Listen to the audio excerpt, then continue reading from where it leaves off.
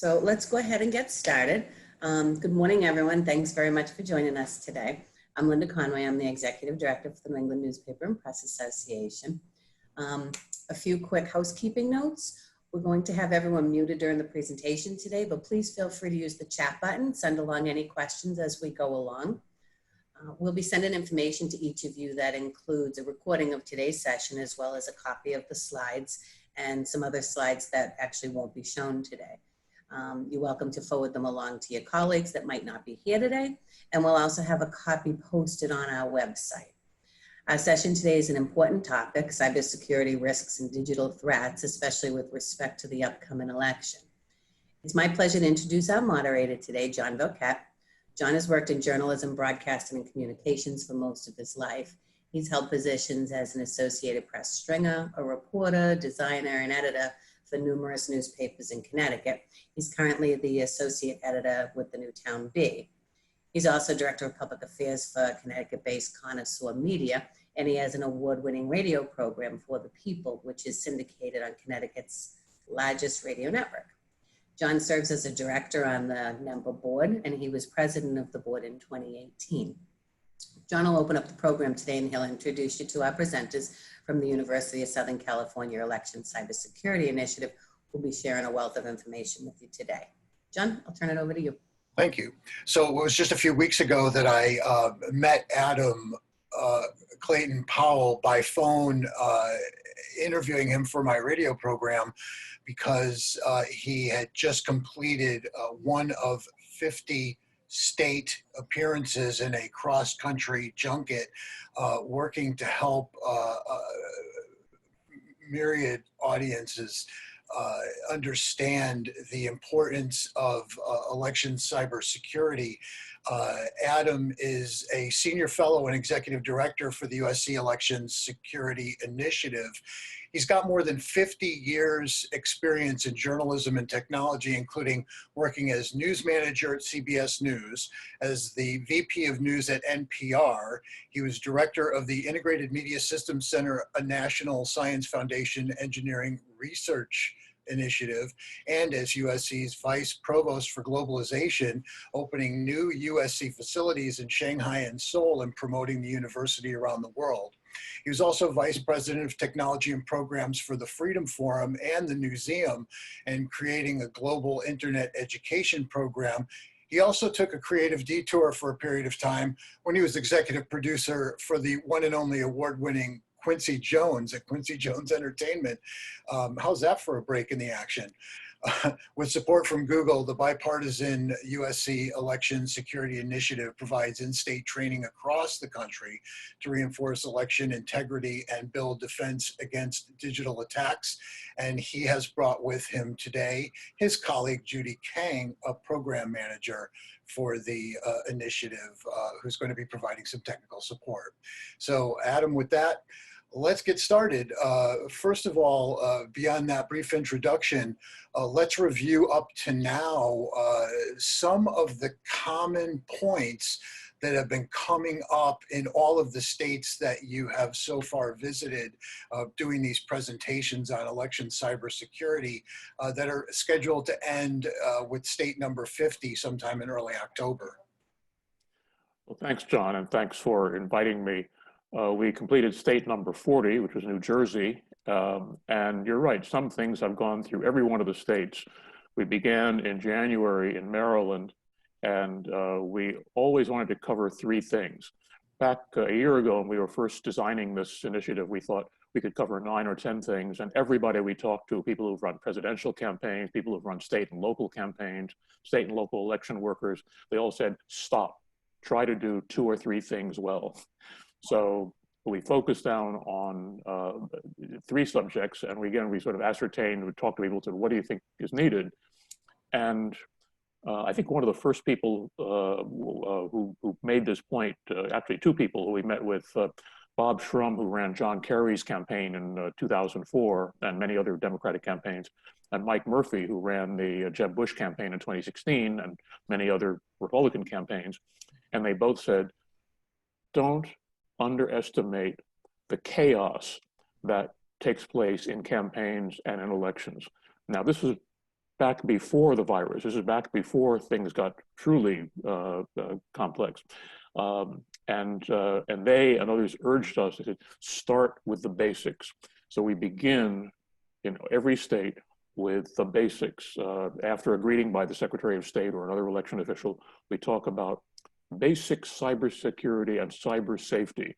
Now, this is pitched to campaign officials and election officials, but it's really something which we all need to do, which is to have good passwords, to have two-factor authentication.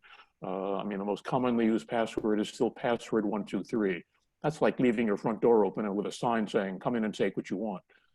So we start with that. And then we have a new section that we added in March, which is how to safeguard, and I'll show you some of these things later, some of the things we show in our workshops, but how do you safeguard your work? How do you protect yourself during the pandemic when most people are not working in a secure office or secured environment, but are working from home as you and I are now? How do you secure your laptop, your phones, because they are especially vulnerable and will be targeted by adversaries. And we also talk about disinformation. That's something that everybody said, you've got to cover disinformation because that's going to be a big problem in 2020. And then finally, we always, in all 50 states, will cover what do you do when the bad thing happens? I mean, the politicians, campaigns, and election officials are such targets of cyber attacks that we know some get through. We also know that disinformation affects probably most campaigns. So what do you do when the bad thing happens? And we call that crisis communication. If something really bad happens, you need to be prepared in advance. You don't want to be inventing the wheel at that point. So disinformation to manipulate public opinion and potentially influence political campaigns probably goes back to the time that they were still making election posters out of stone, right? Right. So, so the concept is not new, but it seems like the electronic component and the internet component have really globalized the situation and literally allow someone from the opposite side of the planet to do some pretty large-scale manipulation of information or attempts at alternate influence, pretty widespread across an entire country or even continent, right? Oh, absolutely. And the thing that we always need to remember is that some of our adversaries, particularly Russia, have R&D budgets and they have lots of people assigned to do this. And so we had a glimpse of it in 2016. 2018 went pretty well as far as we know, but 2020, we've been told in our workshops by campaign officials that the moment they announce, the attacks begin. And in fact, the head of the Democratic Senate Campaign Committee in one of our workshops said that they advise everybody running for statewide office or any high profile office anywhere in the country, before they announce, they have to have their cybersecurity in place, because the moment they announce, if not earlier, their organizations are going to be attacked. And it comes in all the time, and it comes in different forms. And so, I mean, our adversaries are very inventive. This year, for example, there are a couple of new techniques which have been attributed to Russia.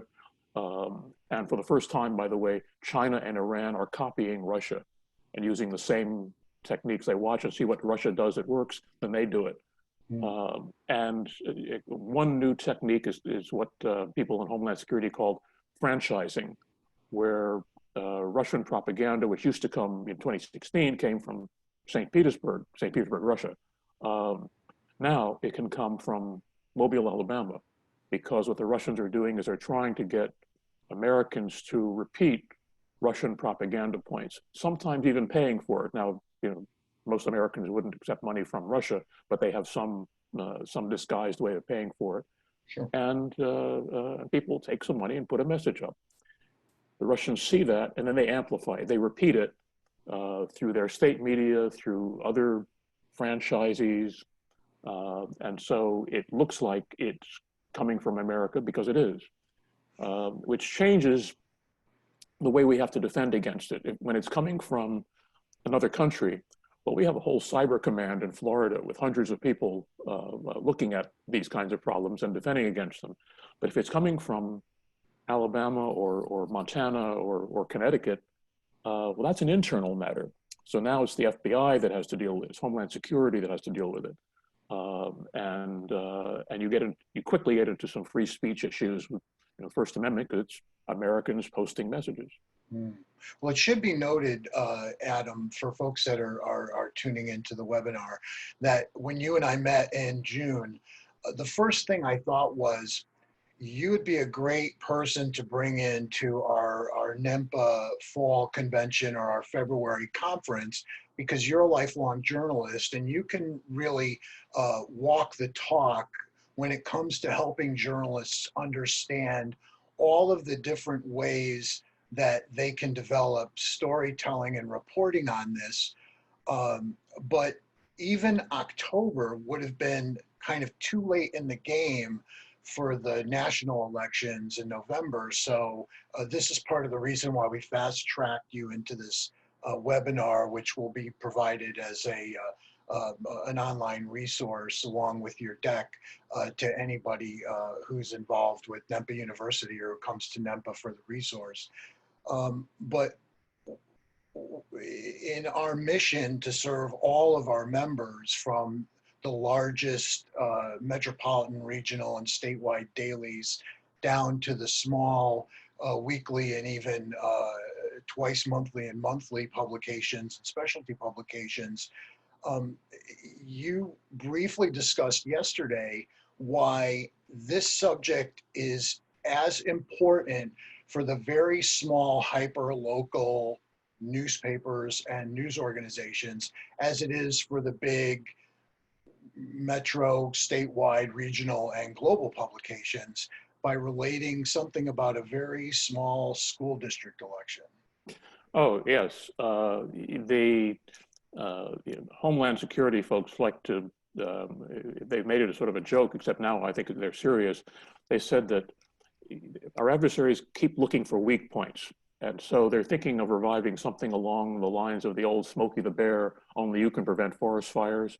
Well, now it'll be only you can prevent cyber attacks, because looking for weak points, looking for whether it's an election district or a local campaign that may not have its defenses adequately prepared, if they can get into that campaign or into that election district, maybe they can go into other areas and go. And the example that we were talking about yesterday was one that was mentioned by the governor of North Dakota, and we had that as part of our North Dakota workshop. He said that they found that Russia had targeted a 200-person school district. Why would they target a 200-person school district? He said, well, what they're trying to do is to get into the kids' computers, the kids' laptops, and their phones. The kids go home. From the kids' phones and laptops, they can get into the family's home computer networks. Then they can get into the adults' computers. And who are some of those adults? Maybe they might be running a local election. Maybe they might be running a local Minuteman missile base. So it's amazing that even a small school district in North Dakota was targeted by Russian hackers to see what they could find. I mean, there are a lot of people out there. In fact, if you want a really good book on this, David Sanger, who covers intelligence for the New York Times, has written a wonderful book which he calls The Perfect Weapon. And he says that cyber attacks are the perfect weapon because they're cheap and easy, and they have a great, what Homeland Security calls a great return on investment. Not to change the election result. That turns out to be pretty hard to do, but just to cause confusion and doubt, and to actually try to lower faith in democracy itself, faith in the election return.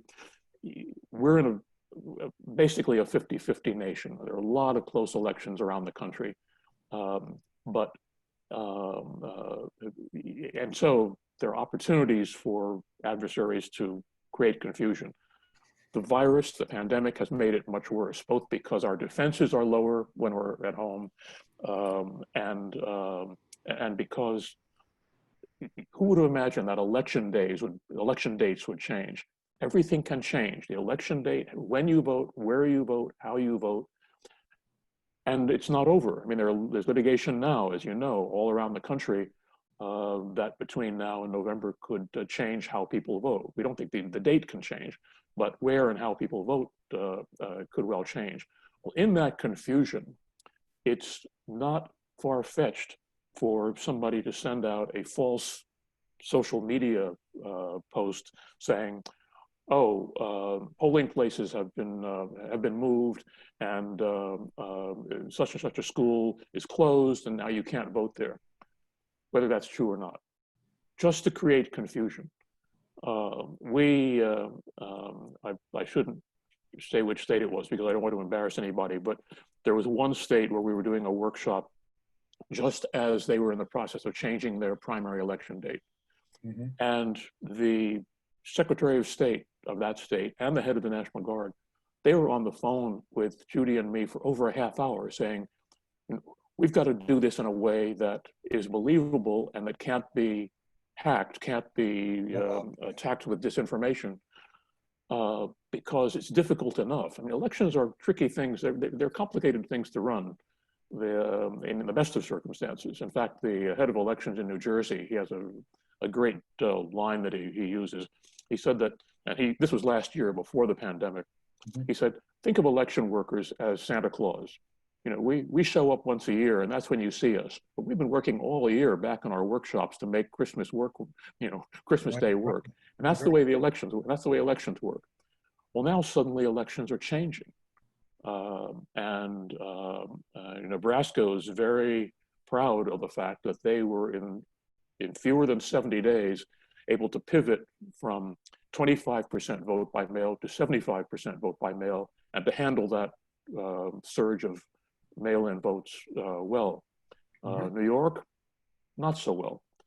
So, and we're going to see a lot, I think we're going to see a lot of situations in November where you're going to have states like New York where we won't know some of the results for days, maybe weeks.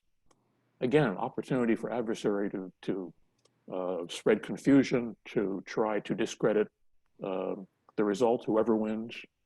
It's and so we have to be very, very careful. And okay, I'm a recovering journalist, but journalists have to be aware that unlike many elections, we probably won't know election night what the result is. And how we frame that, how you frame that in coverage is, I think, going to be important and different for us. Well, Adam, you're always going to be part of the we, so that's fine. Folks, if you're just joining us, of course, you saw from the invitation that we're visiting with Adam Clayton Powell, Senior Fellow and Executive Director for the USC Election Security Initiative. He's joined by Judy Kang, Program Manager at the initiative, who's going to give us some, some technical support. Reeling it back a little bit to two specific points, let's move into these high points of the presentation.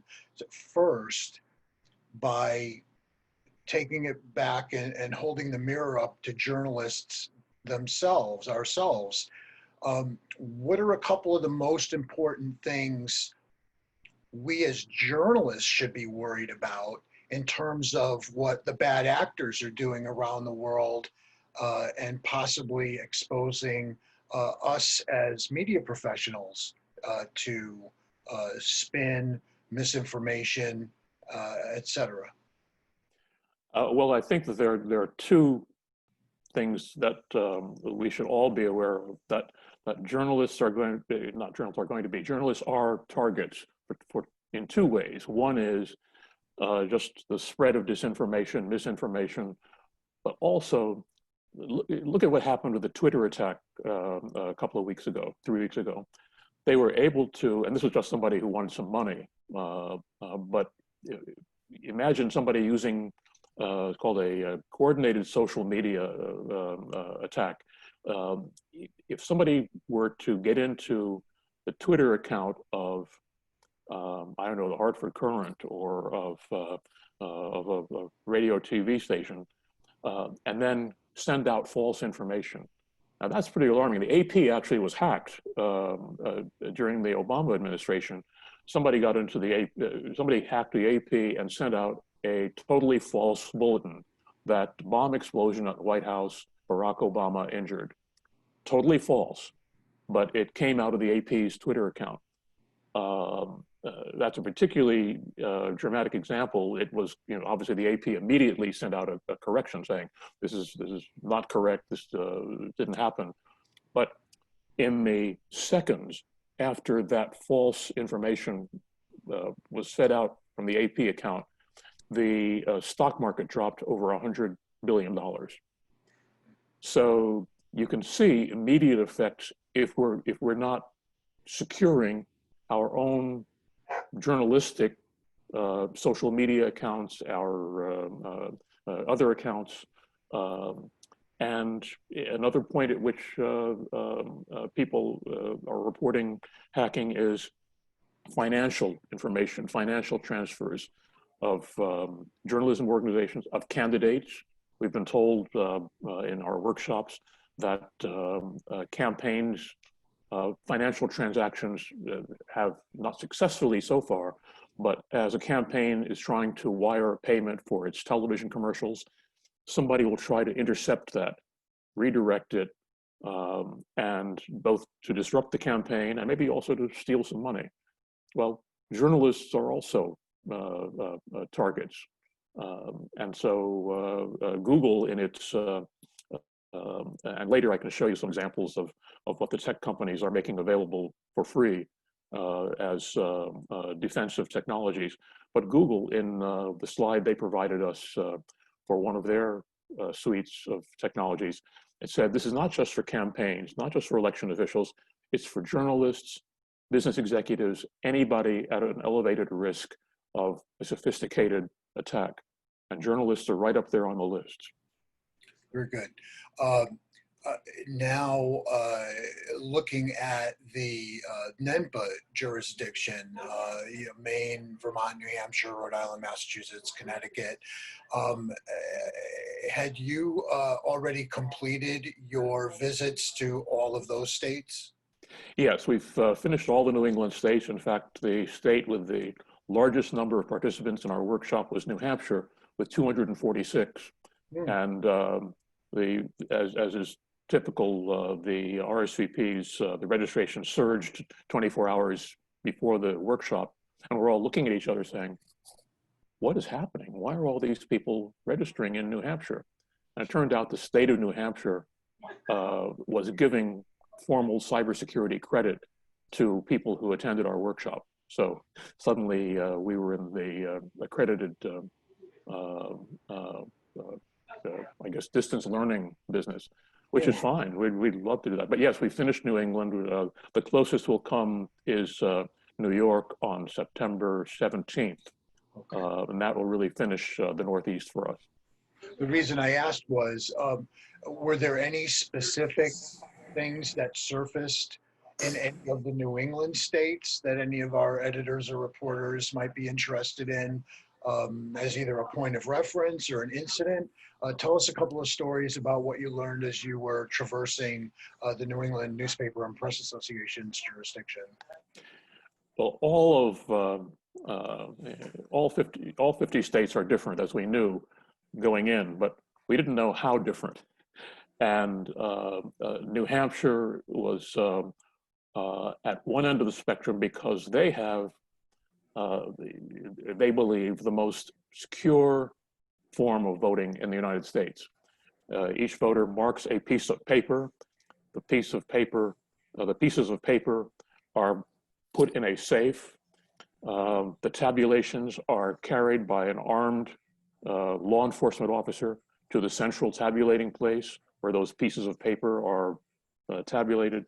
And the election director there had a great line. He said, it's hard to hack a pencil. So they're very proud of being very old school and very secure. You get into other states, and each state, I mean, the more technology you introduce, the more security issues you have. And so a lot of states, as they introduce technology or as they are living with existing technology, they have to take very, very careful steps to make certain that, for example, nothing is connected to the internet. If you're plugged into the internet, that's bad news because you're now exposing yourself to some very, very high-powered expert folks around the world who are coming after you. I'll just give you one example. When I talked to David Sanger more than a year ago about this, he was working on his book. I just finished his book.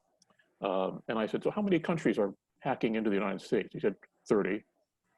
30? 30? He said, yeah. He said, that's the number. Actually, it's higher now. It's 70, I think, is the new number. I said, well, why? Give me an example of country number 30. And he said, Bangladesh. Bangladesh? Why would they hack into the United States? He said, number one, it's cheap. Number two, it's easy. And number three, you can actually go in and learn things. So they want to find out how the Bangladesh diaspora are behaving politically in the United States. Hire a couple of guys, a couple of programmers, and they'll do it for you. Linda Conway has joined us, our executive director. Linda, was there a question or two that have been posed that you want to share? Yes, so somebody asked a question, would it be helpful for NEMPA to offer the help of a cybersecurity squad to help member organizations assess their security level? And if you can answer, would it be helpful? And if so, what would that look like? How could NEMPA help their members? Well, one thing that I would suggest is, I know you already started down this road, if you put on your website some tools that everybody has access to that are free, and I can run through a couple of those if you want, that is something which is strongly recommended for every state and local political campaign, every state and local election worker, and journalists. And it's very simple, nothing, you don't have to have a computer science degree, you don't have to be an IT professional. These are things that you can download, and they're user-friendly. And some are, I'll put up a couple of links. Actually, they may be on your website already because I sent them to you yesterday. There are one-pagers done by Homeland Security. It's great. It's how to secure your campaign, but it's how to secure anything. Very simple, 7 or 8 item checklist, 1 page. They did a new one at the end of April, which is a 1-pager, how to secure your operations when you're not working, when you're working from home or working on the road. And journalists are working on the road all the time. So that's another 1-pager, very useful. Just the checklist. The top half is what to do, bottom half is what not to do. All right, great, thank you.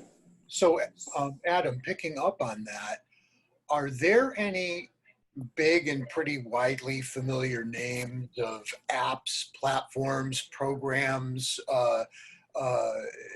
that journalists or newspapers or media companies may tend to use to allow staff to interface with the home office from remote locations that are particularly vulnerable, or that we should go to first to assess our vulnerability?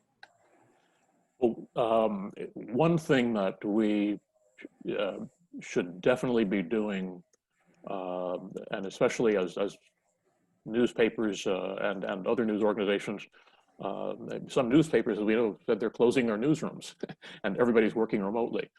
But you really want to secure your communications to make certain that it's encrypted end to end, so the data can't be stolen or intercepted.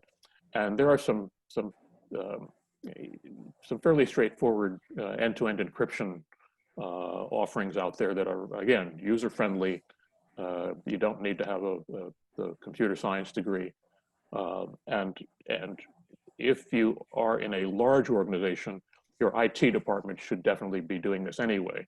But even for small news organizations, for freelancers, there's some things that you can do. And again, I shared some of those things with you yesterday, and if you want, I can put them up before we finish today. Very good. What are a few other things that journalists might be able to start thinking about, no matter what level they're working or what size the communities are that they're serving, in terms of ideas to present stories to both help communicate the actual risk of cybersecurity threat and how that could play out to their audiences? Well, one thing that would be a real public service in the best traditions of journalism is to go to a local election official and do a very straightforward story. How do you plan to hold an election? Because that does a couple of things. One is it helps people understand, helps readers, listeners, viewers understand when and where to vote. But also, what we found in 40 states so far, and I'm sure we'll find in the remaining 10, is everybody's taking this seriously. Everybody sees the threats that are coming in, and so there's some things we can't talk about. There's an awful lot we can talk about. And getting your local election official to talk about what he or she is doing to secure a local polling place or a local or a town's polling places, that's pretty interesting. And because it's changed, I'll bet it's not the same as 4 years ago, and probably isn't the same as 2 years ago. There's a lot of talk and a lot of reporting going on about the challenges that are inherent with voting by mail. Does the threat of cybersecurity breaches enter into that world of or that facet of the political and elections process? Anything that's tied to either the postal system or people's ability to transmit or receive information by mail-in ballot? Well, we were actually approached in July of last year, so 13 months ago, before most people were thinking about voting by mail, by Democratic election officials in a state which, again, we do a lot of off-the-record assistance, so I can't identify the state, but they were concerned about vote by mail. They had identified 5 weak points, starting with, is the Postal Service database up to date? Can the Postal Service database be hacked that we're relying on to mail out ballots? How reliably will the Postal Service deliver ballots that we mail to eligible voters? Will the Postal Service be forwarding ballots to ineligible voters in other states or in other jurisdictions? And then, the reliability of voters returning their ballots by mail. These were all identified over a year ago by state election officials in a state which was planning for increased voter by mail. It's become very political now, but we could see something coming, which is now, it was a big front page article in the Washington Post, top of the front page on Monday, that suddenly the presidential campaigns have started to do some arithmetic, which is, if the Wall Street Journal NBC News poll last week numbers are correct, 11% of those who plan to vote for Donald Trump say they're going to vote by mail. For those who say they're planning to vote for Biden, the number is 47%.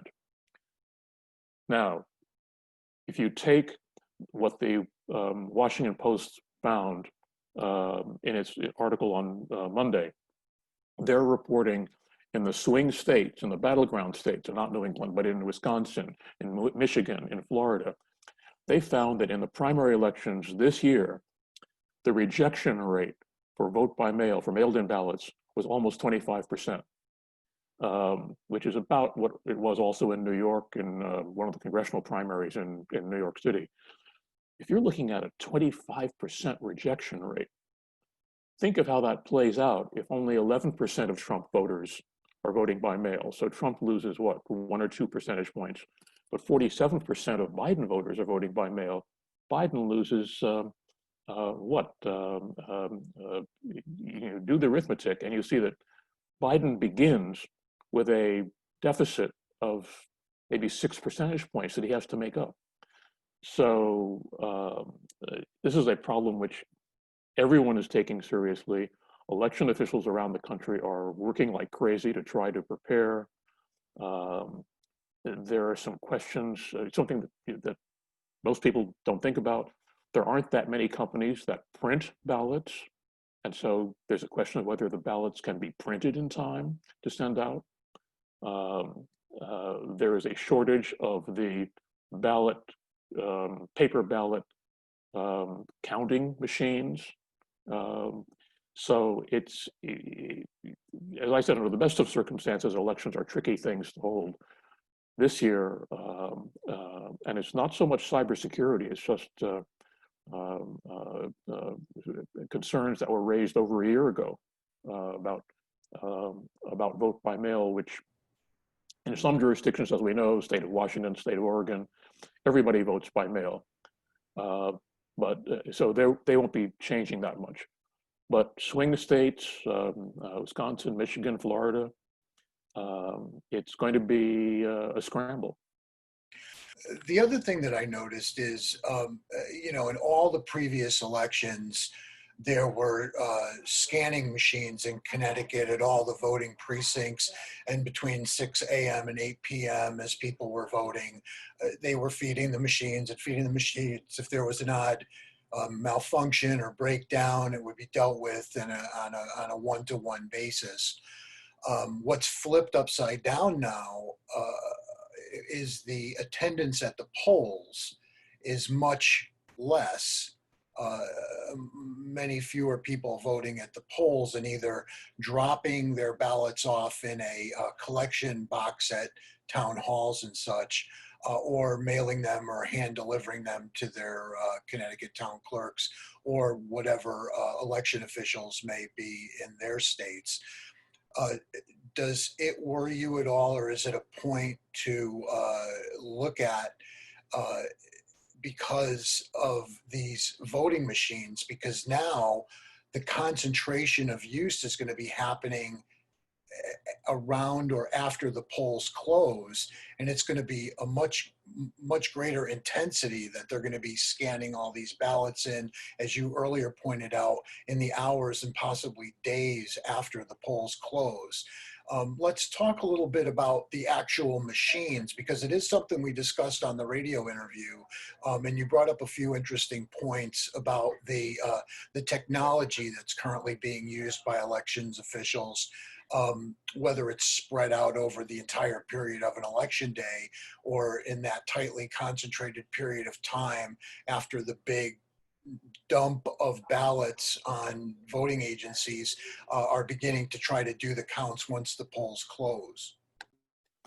Well, the essential thing for any type of machine, any type of non-human vote counting, is to make certain that there is a paper trail, that it can be audited. We had the horror story, the ultimate horror story in Pennsylvania, in an election this year in Pennsylvania, where there was a mathematically impossible result, where, if I recall correctly, the one candidate received less than 10% of the vote in a competitive race.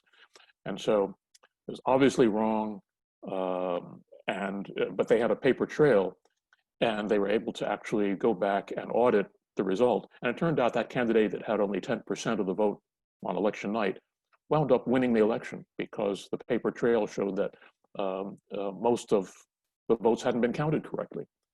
So you absolutely have to have a paper trail because, and that was, as far as we know, it wasn't a question of tampering. It was just a software error.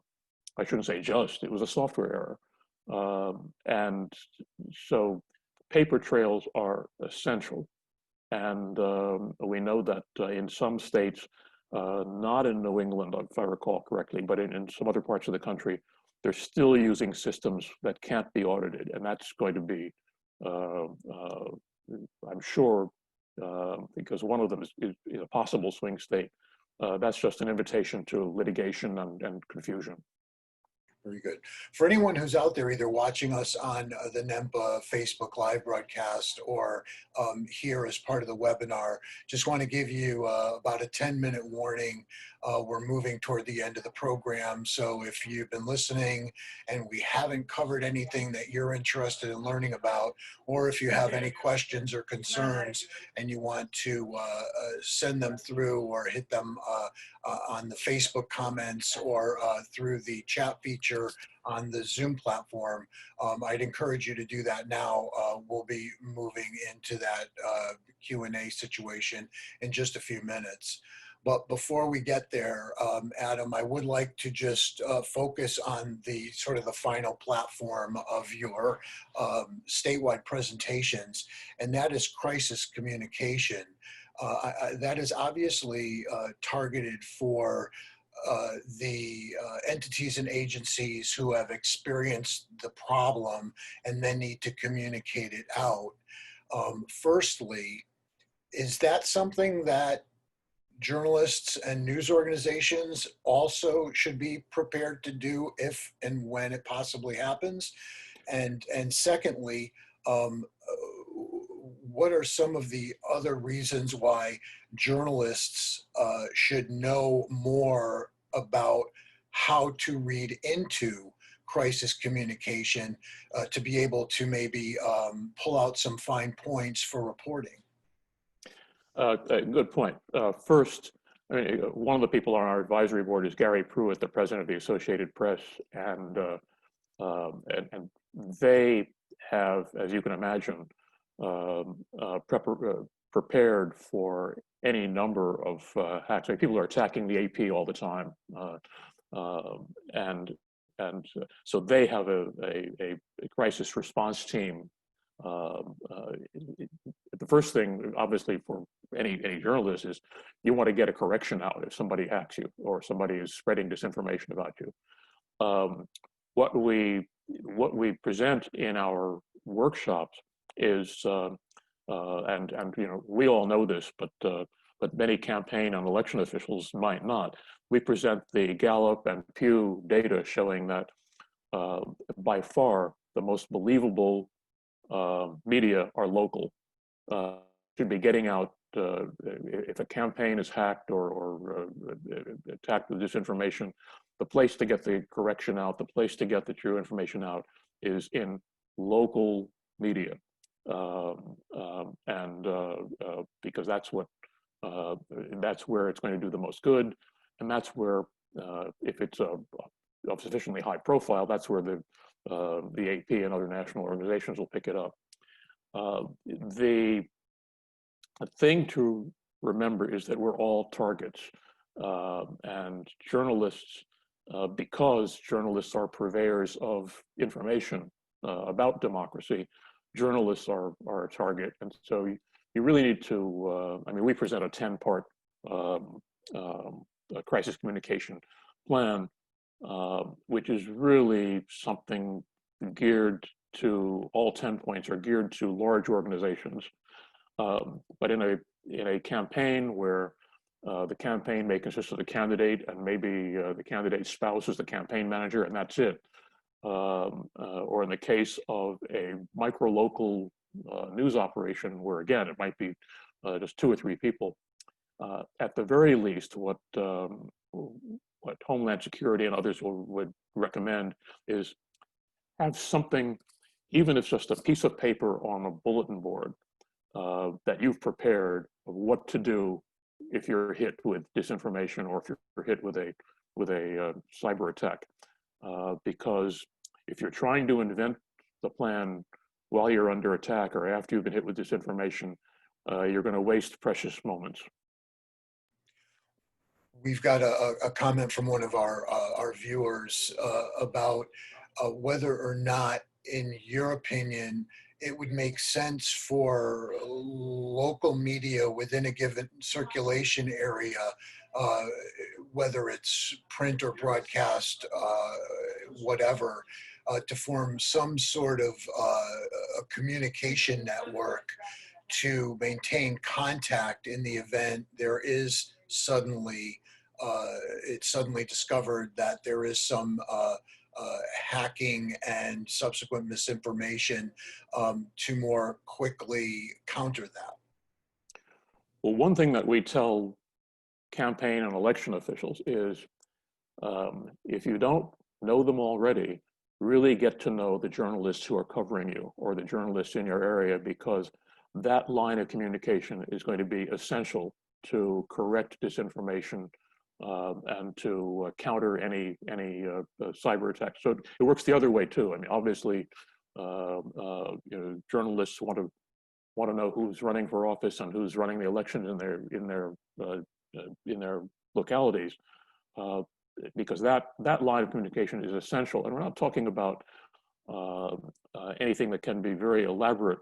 I mean, back when we started, I said that we talked with Bob Shrum and Mike Murphy, who are both now associated with USC, and both ran presidential campaigns.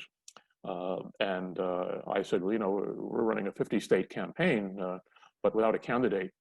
And Bob Shrum leaned forward. He said, Adam, you're wrong. And I said, no, we're nonpartisan. We don't have a candidate. He said, your candidate is democracy. I said, whoa, I'm going to steal that line with credit. And so that's our slogan. Our candidate is democracy. That's what we're talking about. We're talking about the survival of democracy. And what could be more important than taking a few extra steps, like making certain that you have and I know this is journalism 101, but making certain that you have the cell phone numbers of election officials, making certain that you might even know how to reach them through friends or relatives, because if something bad happens, sometimes chaos will reign, and you need to get the straight story. Very good. We didn't want to leave Judy out of the entire presentation. I understand you did bring a few slides. Do they contain resources that our audience may be interested in? Absolutely. Actually, I have them here and I can play them, but Judy, do you want to talk about them when I play them? I mean, just to add what Adam has just said, we really talk about journalists here and there during our workshops and the importance of local media. And we really recommend the local news team to develop internal crisis communication plan. So let's say your account got hacked. What's your next plan? Is it going to be your supervisor who's going to send out the correct information, or is it going to be your intern? So we really recommend your own team to develop your own crisis communication plan also. You see, I'm showing, these are the links to the one-pagers that Homeland Security and the National Security Agency have prepared. This is telework, and the previous one was the campaign checklist. These are one-pagers, terrific, download them. This is like the best practices that apply to all of us. This is from Facebook. Facebook Protect is their suite of programs. And this is the slide I referred to earlier from Google. And as you see, they identify journalists in particular as one of the intended groups for advanced protection program. Now here's one which is for election season, and this is actually aimed at campaign and election workers. So I don't know how they're treating journalists, but if you go to the URL that's in bold here, goo.gle/enhanced security, if you go to that URL, it gives you a form which you can complete and submit to see if you can get even stronger protection from Google. This is Microsoft Defending Democracy. It's their suite of technologies. And these are all available, Microsoft, Google, and Facebook. These are all available to journalists. This is something which we show in all of our workshops. This is something which actually is a very useful journalistic tool. This is, we present it as something to help fight disinformation because you can identify where photographs came from. Well, that's something pretty useful for journalists as well. And here's one about bots. How do you know when something is a human and something is actually a bot? Here are some sites that help you separate those. And of course, the last one, as you notice, is .eu, because this is a problem. What we're facing is faced by democracies around the world. That whether it's Indonesia, India, the Ukraine, democracies around the world are all under attack. And finally, here are some very useful things for journalists for Verification Handbook and Bellingcat. And you see our email address there, truevote@usc.edu. All of these resources and more are on our website, which is, as you can see, electionsecurity.usc.edu, and you do need the www. And finally, I would just have one last thing to say, which is that anybody who wants to attend any of our workshops, they're open to the public. Some TV stations have recorded them and built stories around them. Others have been subject of newspaper and magazine stories. So feel free to come. We're on a break this week, but we'll be back on September 1st. September 1st is Texas.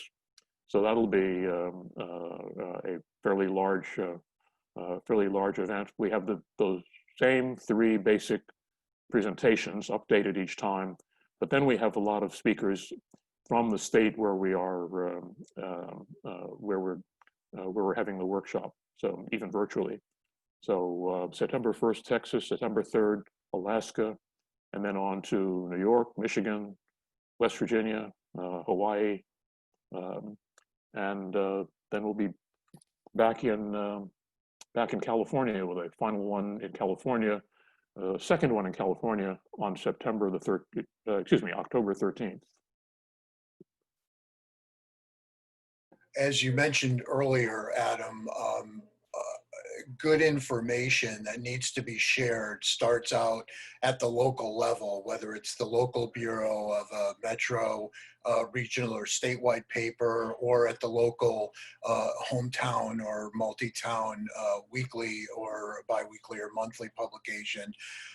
With that in mind, as you have been involved in this issue and been around the world and across the country, have you seen any particular types of reporting or stories that struck you as being very valuable, not only to the local audience, but perhaps to even a greater audience that you can share in the last couple of minutes that we have with our journalists at NEMPA and throughout New England that we might be able to interpret or borrow from to share with our own audiences?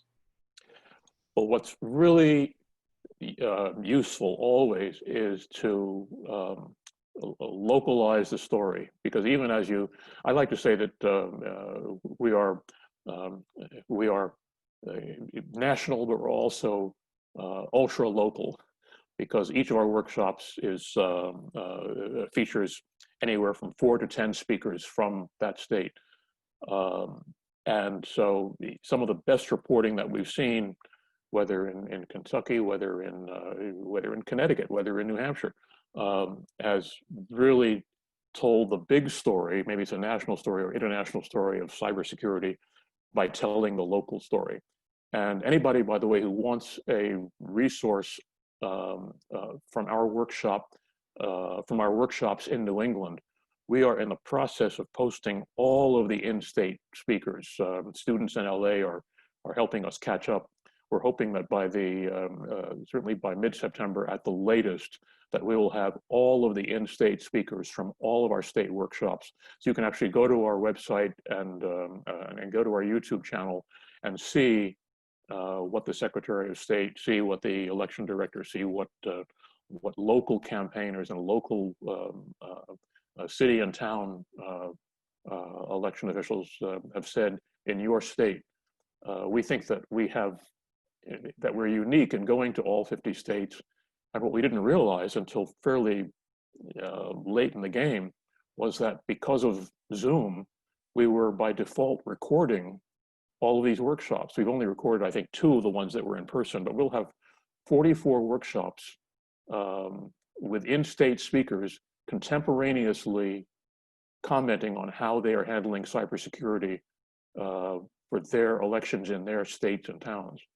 And we'll leave that up. So that'll be a resource available to journalists everywhere. And you can actually compare what one state is doing compared to a neighboring state. How is Vermont different from New Hampshire? So that's, I'm a big fan of local and state news. So, and one thing you didn't mention was I was news director at WINS, All News Radio in New York, when we put in the slogan, "Give us 22 minutes, we'll give you the world." And we went from 5th place in New York radio to 1st place in one rating book. And what we did, in addition to the slogan, was more local news. And people loved it. People like to learn what's going on in their neighborhood. Well, while it might be painfully elementary, you do leave us here with something really, really important. And that is the reminder to any journalist, no matter where they're working or how large or small their audience. As you said earlier, it all comes back to local and getting the story told and shared at the local level is what is going to be probably one of the least technological but most potent tools to catching, checking, and even preventing cybersecurity breaches. So with that, I thank you, Adam Powell and Judy Kang from the USC Election Security Initiative for being part of our program today. We could not have possibly carried this off without the support of NEMPA Executive Director Linda Conway and the person behind the nameplate, Tara Cleary, who's our technological genius and media specialist. So I want to thank you all for making it easy for me and helping to bring this really important raft of information to journalists, editors, and anyone who cares about this great and critically important freedom that we have, the privilege to vote in America and in our states, and protecting it from the bad actors and others that would choose to do us harm by manipulating or compromising our election security. So thank you both so much from USC. Thank you guys from NEMPA Home Office. And we know if you'll check with our website or social pages, you'll see all of the other NEMPA University webinars and educational and other opportunities. And soon you'll be hearing about our upcoming conferences. So stick with NEMPA and we'll try to take really good care of you, local journalists and media professionals. Linda, any closing words on your end? I just wanted to say fantastic job to all of you. Thank you, John. Thank you, Judy. Thank you, Adam. And thank you, Tara. Fantastic resources there. And I love your slogan about our Canada's democracy. That's powerful. Very powerful. Very good. Then we will say farewell for now. Stay tuned to NEMPA and our social pages for other valuable resources and educational opportunities, and we'll see you again. Thank you. Thanks very much. Thank you. Thank you, Adam. Thank you, Judy.